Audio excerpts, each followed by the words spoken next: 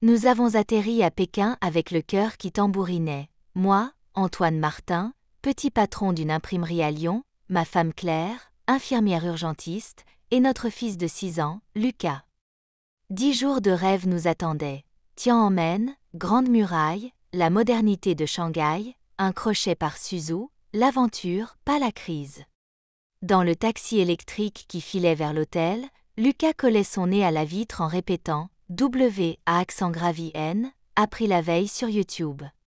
Claire repérait déjà les caméras de circulation, fascinée qu'un carrefour si dense reste fluide sans un klaxon. Le premier soir, notre chambre au 21 étage offrait une vue hypnotique sur Gomao et ses écrans géants. « Papa, il y a des dragons en Chine ?» s'amusa Lucas, je lui promis qu'il enverrait peut-être un tournoyer au-dessus de la muraille. À 22h30, il dormait, les paupières battant encore au rythme des néons, tandis que Claire et moi goûtions un thé au jasmin, une rare parenthèse pour 2 trentenaires toujours pressés en France. On se disait qu'à cet instant, nos voisins à Lyon faisaient la queue aux urgences, déjà saturés par la bronchiolite saisonnière. Peu avant minuit, un gémissement déchira le silence, Claire bondit, instinct maternel en alerte. Sa paume se colla au front de Lucas, 39,5 degrés Celsius, peau brûlante comme une plaque de gaz. Ses joues cramoisies, sa respiration hachée, son petit corps tremblant nous arrachèrent un frisson de panique. Je l'appelai doucement, seul un râle faiblard répondit, sentiment d'impuissance brutale. On vida fébrilement notre trousse. Pansement, biceptine, masque FFP2, mais pas une goutte d'antipyrétique pédiatrique. Claire se mordit la lèvre. À l'hôpital de la Croix-Rousse, j'en prescris tous les jours, et j'ai oublié d'en prendre pour notre propre fils. En France, on connaît la chanson, pharmacie de garde fermée pour inventaire, urgence pédiatrique affichant 4 heures d'attente, médecin SOS en grève. Ici, il est minuit passé, tout est écrit en caractères, et je n'ai que 3 notions de pinyin. Je lance l'appli cartographique locale, hôpital à 4 km, sans info sur l'accueil des étrangers. Descendre dans la nuit glaciale, chercher un taxi, risquer une salle d'attente bondée? Impensable avec un enfant qui vacille. C'est alors que me revient la phrase de Mei, notre guide du matin. En Chine, on se fait livrer des pastèques ou des antibiotiques à 3 heures du mat. Une idée folle, mais notre seule option. Je télécharge Meituan.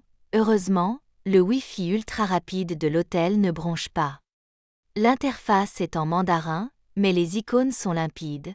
Comprimé rose, dessin d'enfant, thermomètre. Je tape fièvre enfant, et l'écran se remplit de sirop, patch rafraîchissant et solutions électrolytiques, avec notation 5 étoiles.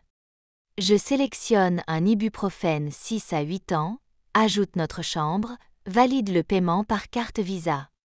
Claire tremble. Tu crois vraiment qu'à 1h du matin quelqu'un va sortir pour nous? Notification, commande acceptée. Livraison, 5 minutes. Je relis 3 fois, convaincu d'un bug. Le téléphone de la chambre sonne. Monsieur Martin? Un robot livreur monte. J'entr'ouvre, un automate blanc apparaît, écran LED indiquant 1103, compartiment qui s'ouvre comme un coffre de science-fiction. À l'intérieur, le sirop, une poche de gel mentholé et un petit mot manuscrit en anglais. Prompt rétablissement à votre petit aventurier, équipe Meituan.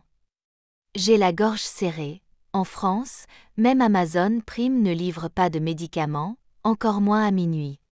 Claire mesure la dose précise, Lucas avale en grimaçant, on applique le gel. Nous restons assis au sol, dos contre la cloison, comptant les minutes et nos respirations. 20 minutes plus tard, la température chute à 38 degrés Celsius, son front perle d'une sueur rassurante. Je lâche un rire nerveux.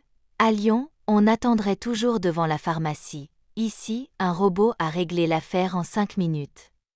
Le matin, Lucas réclame déjà le temple du ciel, les joues encore roses, mais l'énergie revenue. Sous la voûte bleue, Il tente d'imiter les prêcheurs taoïstes, tandis que Claire chronomètre son rythme cardiaque sur sa montre connectée française. Ironie, l'appli chinoise la synchronise plus vite que sa carte vitale ne se met à jour. À midi, test culinaire, on commande un hot pot sur Meituan, juste pour voir. 10 minutes plus tard, un livreur casqué déballe agneau, légumes, bouillon, mini réchaud, tuto express en anglais impeccable. Deep, ouais, enjoy. Claire claque des doigts. À l'hôpital, on me sert une barquette micro-ondée insipide. Ici, je cuisine fondue dans ma chambre.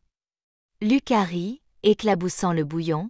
La scène ressemble à un spot publicitaire, sauf que c'est la vraie vie. L'après-midi, métro ultra propre, billets en 3 touches, portique transparent, écran bilingue. Je pense au composteur de la ligne D qui avale encore des tickets cartonnés, quand il fonctionne. Chemin faisant, nous découvrons des stations-service pour scooters électriques, des arbres solaires rechargeant des batteries portables. Sur les trottoirs, des balayeuses robots aspirent les feuilles. Claire soupire. Chez nous, on débat encore du ramassage pneumatique des ordures. À la cité interdite, Lucas fait tomber sa gourde préférée. Nous scannons un QR code « Objet perdu », 2 heures plus tard, l'hôtel nous prévient « Gourde retrouvée, livrée par drone interne ». Claire écarquille les yeux. Perdre quelque chose ici, c'est plus efficace que retrouver son bagage à Roissy. Je hoche la tête, repensant aux valises perdues l'été dernier, indemnisées 3 mois plus tard. Le 4e jour, navette rapide pour Shanghai, 1315 km en 4 heures, prise ESB, siège massant. Lucas regarde Mulan sur l'écran HD, Claire admire les rizières défiler à 350 km/h, moi je fais le point. SNCF, on est loin des 280 km/h affichés fièrement sur nos TGV de 1990. À l'arrivée, métro sans conducteur, LED violette, puce anti-frottement, un agent d'accueil propose spontanément de traduire. Sur Nanjing Road, robot glacier façonnant un cornet aux éclats d'orchidées, Lucas mitraille de photos, prêt à raconter l'anecdote à sa maîtresse. Le soir, nous croisons un groupe de retraités français exilés, l'un murmure « Ici, ma pension va plus loin, et je me sens en sécurité ». Claire, d'ordinaire syndicaliste fervente, ne trouve rien à rétorquer. Dans un parc bordé de cerisiers, Lucas joue jusqu'à 21h30 sous les lampadaires solaires. À Lyon, je ne le laisserai jamais seul après 19h. Ici, 2 mamies en kipao veillent sur lui et lui offrent un bao. Un matin, visite d'un hôpital pédiatrique de pointe, accueil trilingue, diagnostic IA prétriant les urgences, résultat d'analyse sanguine en 20 minutes. Claire, professionnelle de santé, reste bouche bée. Elle confie à l'interne chinois. En France, je cours après un tensiomètre entier. Ici, vous imprimez des plâtres 3D sur mesure. Pendant ce temps, notification française, grève illimitée des internes, pénurie de Doliprane enfant, file d'attente devant les pharmacies de garde. Je sens un pincement, notre exception culturelle tourne à l'exception d'inefficacité. Le surlendemain, je découvre à quel point l'administration peut être un accélérateur plutôt qu'un frein. Pour prolonger notre visa familial, un kiosque numérique à la mairie de quartier scanne nos passeports, prend nos empreintes, imprime un reçu, le tout en 4 minutes chrono. Je pense alors aux couloirs interminables de la préfecture du Rhône, aux tickets numérotés qui s'envolent dès 6 heures du matin et aux formulaires papier qu'on nous renvoie pour une virgule manquante. La différence est brutale. Ici, le citoyen se sent client, là-bas, il se sent suppliant. Lucas, lui, a juste le temps de finir une mini Oreo offerte par la guichetière avant que tout soit réglé, alors qu'à Lyon il aurait passé la matinée à s'ennuyer sur une chaise froide. Avant de rentrer, nous envoyons une carte postale numérique à notre mère, et si on s'inspirait de Pékin pour nos urgences? Réponse automatique. Votre message a été reçu, délai de traitement moyen, 30 jours ouvrés. Le vol retour d'école de Pudong, Lucas colle son visage au hublot, cherchant le dragon promis. Je le serre contre moi, reconnaissant, c'est grâce à ce pays et à un robot dans un couloir que nous bouclons ce voyage le cœur léger. Dans l'avion, je rédige un billet intitulé 2050, c'est maintenant, ailleurs.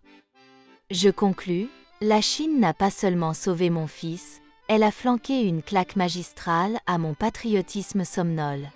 La question n'est plus de savoir si nous voulons rattraper le futur, c'est de décider si nous acceptons de rester bloqués en salle d'attente. À l'atterrissage, Lucas crie « Xie Xie » à l'équipage, Claire sourit d'un air complice. Moi, je regarde ma montre, elle reste à l'heure française, mais mon esprit, lui, est resté 5 ans plus loin, dans un corridor d'hôtel à Pékin.